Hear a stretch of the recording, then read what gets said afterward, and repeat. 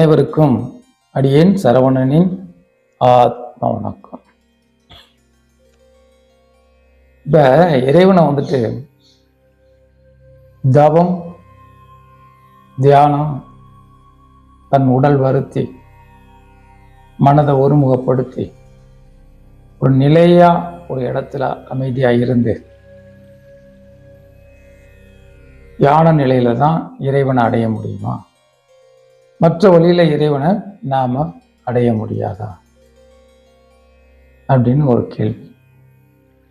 கண்டிப்பா தியான நிலையில மனதை ஒருமுகப்படுத்தி உள் உணர்வுல ஒரே நிலையில இருந்து நிலையான ஒரு பொருளை நாம உணர்ந்து இறைநிலைய கண்டிப்பா உணர முடியும், அடைய முடியும். ஆனா எல்லாருக்கும் தியானம் தவம் கிடைச்சிருமா? எல்லாராலையும் ஒருமுகப்படுத்தி ஒரு இடத்துல உட்கார்ந்துட முடியுமா அப்படின்னா ஒரு பெரிய கேள்வி இருக்கு. இப்போ அவங்களுக்கு எளிமையான ஒரு நிலையத்தான் நம்ம முன்னோர்கள் ஒரு வார்த்தையில சொல்லி வச்சிருக்காங்க. அன்பே சிவம்.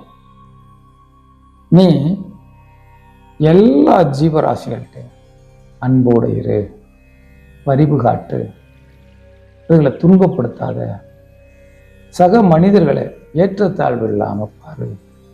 இங்கே யாரும் உன்னை விட உயர்ந்தவனும் அல்ல, தாழ்ந்தவனும் இல்லை. இறைவன் படைப்பில் அனைவரும் சமம், அனைத்து ஜீவராசிகளும் சமம். இப்ப எல்லா உயிரிடத்திலும் அன்பு செலுத்த பழகு. அன்பு இறைவன்கிட்ட உன்னைய கூட்டிட்டு போகும். நீ செய்யக்கூடிய அன்புல இறைநிலையை உன்னால உணர முடியும். அதுதான் எளிமையான வழியில அன்பே சிவம் அப்படின்னு நம்மளுடைய முன்னோர்கள் நமக்கு அந்த வார்த்தையை சொல்லியிருக்காங்க.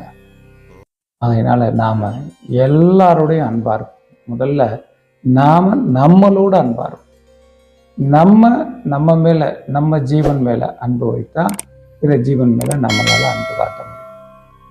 பிற ஜீவராசிகளோடையும் அன்பா இருக்கும். அன்பே சிவம்.